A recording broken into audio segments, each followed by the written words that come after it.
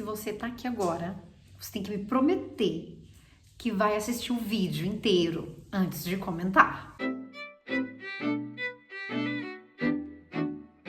Se você acabou de chegar nesse canal, meu nome é Jana Viscardi, sou eu mesma, dona e proprietária desse modestíssimo espaço. Sejam todos muito bem-vindos. Você pode me acompanhar nas diferentes redes sociais, pode patrocinar a produção de conteúdo do canal e pode, como sempre, compartilhar esse vídeo se você achar que ele pode ser interessante para outras pessoas. Eu não sei se você vem acompanhando as notícias da semana. O ministro do STF, Fachin, anulou todas as condenações contra Luiz Inácio Lula da Silva, que já foi presidente do Brasil. E isso gerou uma série de repercussões na mídia e também no mercado, aquele bafafá que a gente já conhece, que não é novidade. E isso fez muitas páginas diferentes, jornais, escreverem seus artigos, seus comentários, seus apontamentos sobre essa decisão do Fachin, que é algo, inclusive, que foi questionado em função de que o embasamento da sua decisão é algo que não é novo, é uma reflexão que vem sendo feita, inclusive, pela própria defesa do ex-presidente Lula e que outros juristas também já vinham trazendo esse apontamento há muito tempo. Então, uma das perguntas que surgiu por aí foi por que isso aconteceu agora? Então, uma decisão que deveria ter sido tomada, mas por que exatamente neste momento? Não é o foco dessa minha conversa com vocês hoje, mas eu queria aproveitar esse episódio para ler com vocês um texto do Quebrando o Tabu, para a gente pensar justamente em alguns dos enquadramentos que surgem e que vão continuar reverberando na mídia pelo fato de essa decisão do Fachin colocar Lula de volta nesse jogo político, colocar Lula de volta como um possível candidato à presidência em 2022. E veja que eu tô colocando aqui a palavra possível candidato, porque ainda tem muita água para rolar. Eu trago esse texto do Quebrando o Tabu porque ele não é novo e porque a gente vai vê-lo passeando por aí, não só no Quebrando o Tabu, mas em outros vários lugares. É possível analisar essa questão, ou manchetes, matérias, assim, de diferentes maneiras, a partir de diferentes lugares, e essa é a escolha que eu faço aqui hoje para vocês, porque eu gosto muito de pensar esses enquadramentos que vão sendo feitos quando algo acontece, quando uma ação é tomada. Eu já falei de enquadramento outras vezes aqui, Goffman é uma figura importante para falar sobre enquadramentos, e se você gosta também de pensar sobre o papel da mídia e da televisão, tem também um texto, um livro do Bourdieu, que é muito interessante, que se chama Sobre a Televisão, tem uma continuidade aí, um nome que eu não me lembro de cabeça, mas que eu vou deixar para vocês as referências aqui embaixo, para quem quiser fazer outras leituras mais aprofundadas para pensar justamente como é que a mídia vai estruturando as informações a partir dos seus olhares sobre os episódios que vão acontecendo. No Quebrando o Tabu, a gente vai ver uma fotografia lá no Instagram que tem de um lado Jair Bolsonaro, do outro lado Luiz Inácio Lula da Silva, os dois com cara séria, um olhando meio de baixo para cima e o outro olhando de cima acertando a camisa, né? No caso é Lula acertando a camisa, Bolsonaro olhando meio que de baixo para cima, assim. E aí você tem a seguinte legenda: se foi injusto, que bom que foi revogado, mas isso é assunto que deve ser analisado e decidido pelas autoridades competentes. Mas o que significa a revogação da sentença que tornava o ex-presidente Lula inelegível? Provavelmente um embate entre Lula e Bolsonaro em 2022. E ao contrário do que pode parecer, a gente acha que essa decisão fortalece Bolsonaro.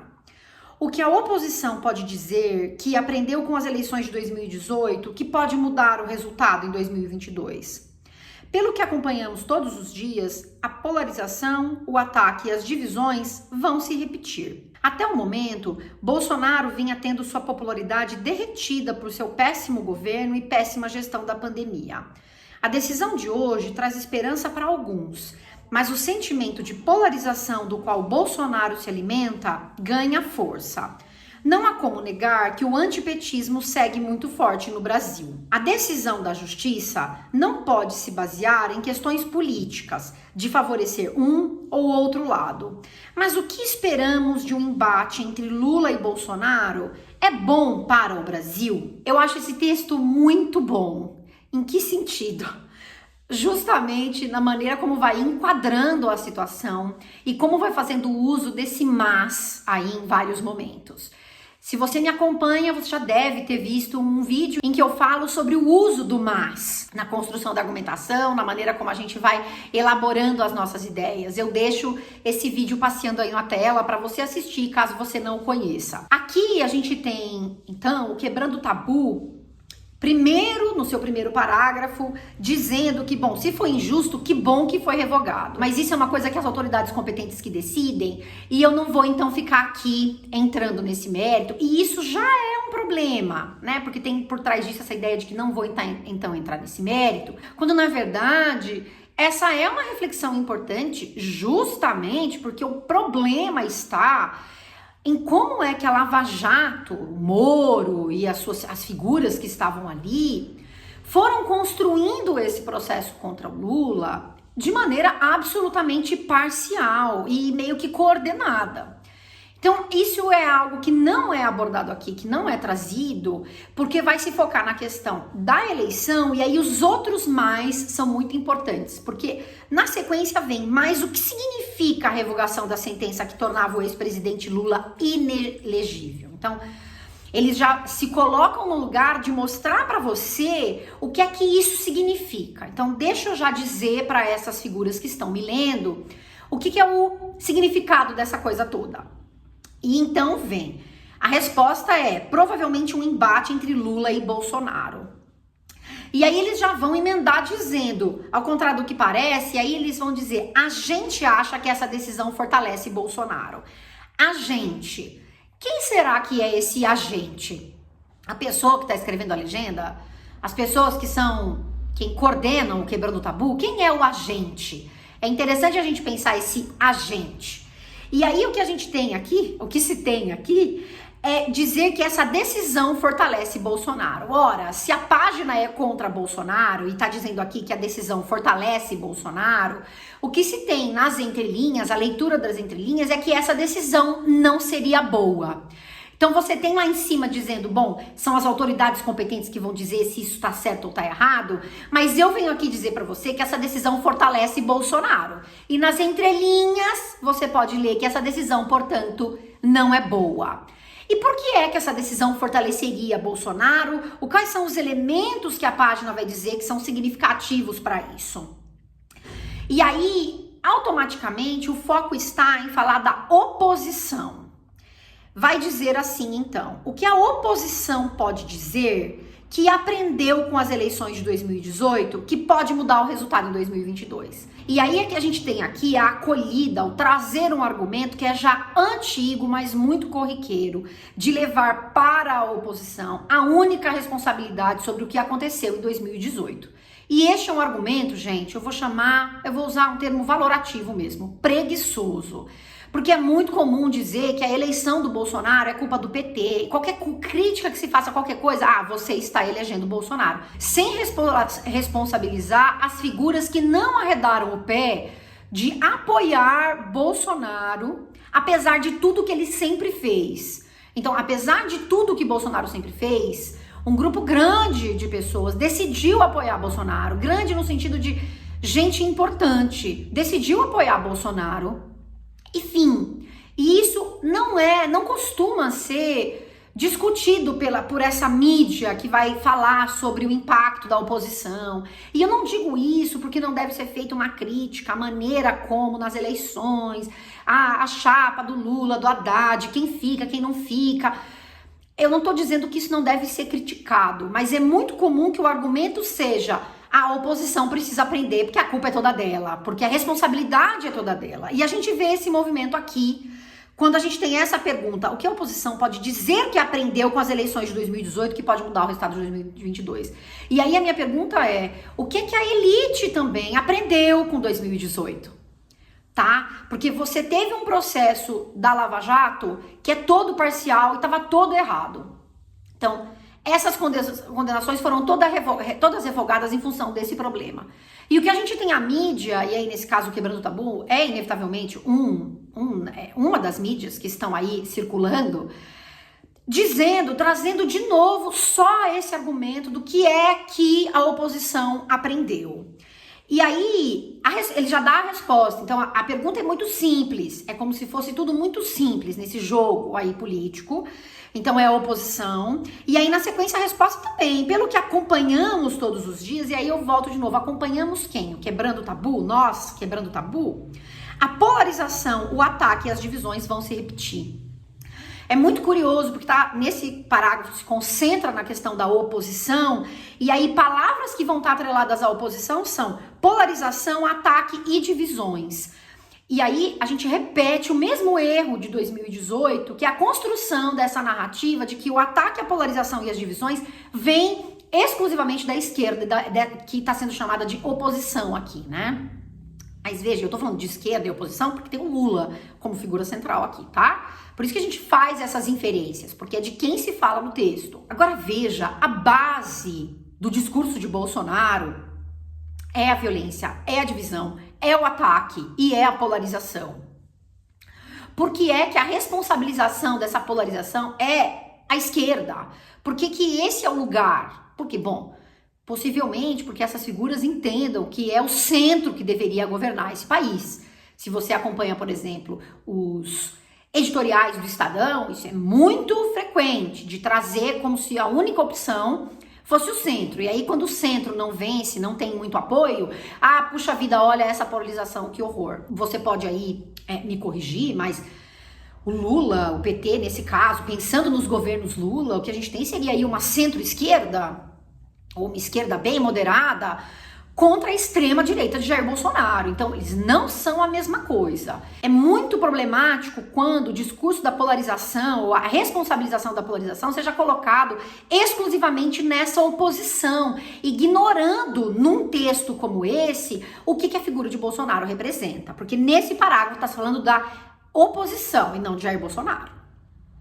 E aí, na sequência, você tem, até o momento, então até aqui, Bolsonaro vinha tendo sua popularidade derretida por seu péssimo governo e péssima gestão da pandemia. Ok, até o momento. O que significa que essa decisão de Fachin muda isso? E aí a gente vai ver na sequência. A decisão de hoje traz esperança para alguns, mas o sentimento de polarização do qual Bolsonaro se alimenta ganha força. Tá certo. O que então Quebrando o Tabu tá querendo dizer com isso? Que a decisão de Fachin foi equivocada? Veja que eles se protegem lá no começo, dizendo que quem decide isso são as autoridades competentes. Mas na sequência vai pintar esse cenário de que, veja, estávamos quase conseguindo, Bolsonaro estava assim, derretendo, mas agora ele ganha força. Veja, de novo, esse é um argumento muito simplista, porque enquanto os editoriais e as grandes elites não tirarem o pé de Bolsonaro, não tirarem o apoio ao Bolsonaro, ele não derrete completamente. Veja, nenhum pedido de impeachment, são mais de 60, foram analisados. Nenhum pedido de impeachment foi analisado pelo Rodrigo Maia, por exemplo. E isso tem a ver com muitos fatores, e não só. E um deles é justamente o apoio continuado de uma elite em Bolsonaro. E se não for em Bolsonaro, é em Paulo Guedes. É um apoio cego a essas figuras, porque, ainda tem caldo aí pra gente espremer, vamos ver se alguma coisa vem. Esse não é um problema da decisão, esse é um problema do modus operandi de Bolsonaro. Então, você está enquadrando o problema como se a questão fosse a decisão fazer com que Bolsonaro ganhe força, ou a polarização de Bolsonaro ganhe força, quando, na verdade, ele vai se retroalimentando de todo qualquer episódio que aconteça, porque o modus operandi de Jair Bolsonaro é esse. Então é muito louco que você enquadre a questão em, olha, você tá aí tendo esperança, mas veja que essa decisão fortalece Bolsonaro. Porque aí a gente entra nesse lugar de que não é possível fazer qualquer crítica, qualquer ponderação, qualquer reflexão, porque qualquer coisa faz com que Bolsonaro ganhe força. E aí a gente não enquadra a questão nesse lugar de veja o que Bolsonaro faz com esse país. Então isso pra mim é um grande problema.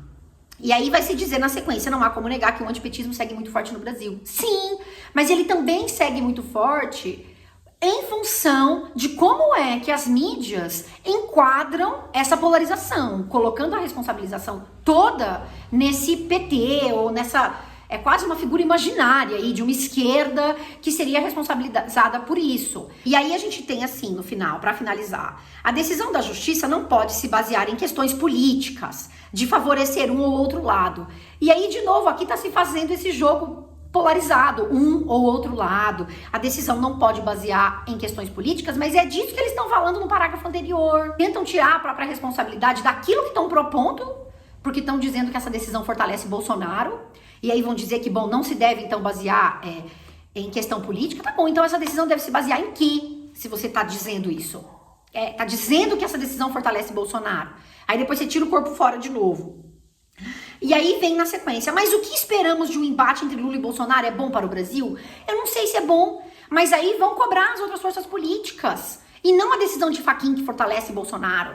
Se era um negócio que estava todo errado na Lava Jato, gente, esse é o enquadramento que deve ser feito. De como as instituições estavam fazendo um enquadramento todo, que estavam fazendo um julgamento absolutamente parcial. Como isso era ruim, era errado, erradíssimo. E bom, se você quer ler um texto sobre essa questão, eu vou te fazer uma sugestão do texto de um professor, de quem eu já falei aqui, que é o professor Rafael Maffei, de Direito da USP. Ele escreveu um texto que está lá no site da Piauí, eu vou deixar o link aqui embaixo, justamente falando sobre o impacto dessa decisão de Fachin, por que ela foi tomada só agora e não há 5 anos atrás, as pessoas vêm repetindo esse argumento há anos. E vai discutir justamente esses outros elementos sem cair, sem resvalar nesse lugar comum, simplificador e que nada agrega efetivamente. Por que nada agrega? Porque só fortalece o lugar da polarização. Porque diz que isso é a polarização. Essa decisão fortalece Bolsonaro. Veja, qual é a decisão que não fortalece Bolsonaro se as elites continuam abraçadas a ele e ao Paulo Guedes? Veja, não há o que se faça, não há o que esse homem faça de errado que leve as elites a desabraçar esse homem, a virar as costas para ele. Não viram as costas para ele. Então veja, é simplista dizer isso. São muitos as peças envolvidas no que é esse jogo político. Quem está apoiando quem fortalece quem insiste em dizer que isso é uma oposição e que uma outra figura que deveria ser importante. Quem é essa outra figura? Se você está incomodado, você vai cutucar esse tal centrão. E não dizer que a decisão fortalece Bolsonaro, porque aí depois você se exime dessa responsabilidade dizendo, ok, as autoridades que têm que decidir se foi injusto o que aconteceu com Lula, aí depois você faz todo um jogo para dizer que a decisão fortalece Bolsonaro, para no final de novo se eximir e colocar a decisão não deve se basear em questões políticas, e aí vem de novo esse mas o que esperamos de um embate entre Lula e Bolsonaro? O que eu espero é que a mídia, incluindo o Quebra do Tabu, faça uma conversa melhor embasada, mais produtiva, menos simplificada, e que vá pensar justamente nesses outros atores e como eles vão apoiando a quem está interessando. Rodrigo Maia que não fez análise dos impeachments, os editoriais dos jornais que ficam nesse morde-a-sopra com Bolsonaro, são mais de 260 mil mortes na pandemia e ainda assim é um morde-a-sopra pelas supostas reformas que salvariam esse país e que a gente tá ouvindo esses economistas falarem isso há anos e que não tá salvando essa merda desse país. E aí, primeira decisão parece simples. Depois, não, porque a pandemia, porque o mundo, porque isso ou aquilo. Então, veja, são muitos os fatores, tá? E é preciso analisar olhando para outras coisas também, e não só para essas. E não fazer uma análise rasa, assim, que coloca em xeque justamente a decisão do Fachin. Embora fique nesse morde-a-sopra aqui, esse texto. Sem refletir justamente sobre esses outros elementos todos. E sem dizer, tá vendo a merda que a Lava Jato fez? Era uma grande merda, tá?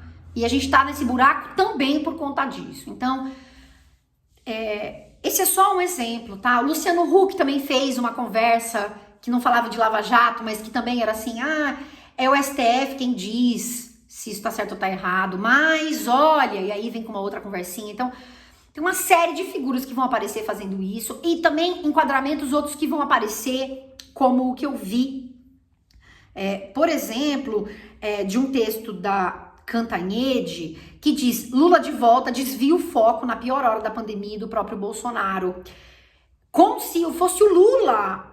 O problema aqui, veja, é uma decisão do Fachin. E aí você tem o Lula de novo colocado como é ele que está desviando o foco na hora da pandemia. Então eu te pergunto, quem é que promove a polarização? Bolsonaro, toda a fala dele é em torno disso, de promover um embate. Ele é o único que está certo, todo o resto está errado. Mídia, candidatos, governadores, prefeitos, tudo. Aí a mídia vai lá e já traz de volta a esse lugar. É o Lula desviando o foco do problema da pandemia, do Bolsonaro. É o Quebrando o Tabu falando que agora ele já estava derretendo em popularidade, mas agora com essa decisão isso, ele vai ser fortalecido. Veja, o que é a polarização? Se pergunte o que é que cada um dos portais está chamando de polarização e como é que cada um dos portais analisa essa polarização. Sob que foco, onde se concentra, como enquadra essas questões. Esse é o meu convite para você aqui hoje, esse é o meu convite, sem tirar qualquer crítica possível. E quando eu disse para você no começo que era para você ver o vídeo inteiro, era por isso, ó. Porque eu não quero a gente falando, não, mas é porque o PT... Sim, a gente pode fazer essa crítica, mas agora o que a gente está falando é de como cada um desses jornais vai enquadrar a questão da polarização a partir de já. E o quanto isso é importante para as eleições de 2022, já que tá querendo se falar tanto dessa merda dessa eleição de 2022, tá? Um beijo para vocês, a gente teve participação especial da Milu, que há tempos não aparecia, né?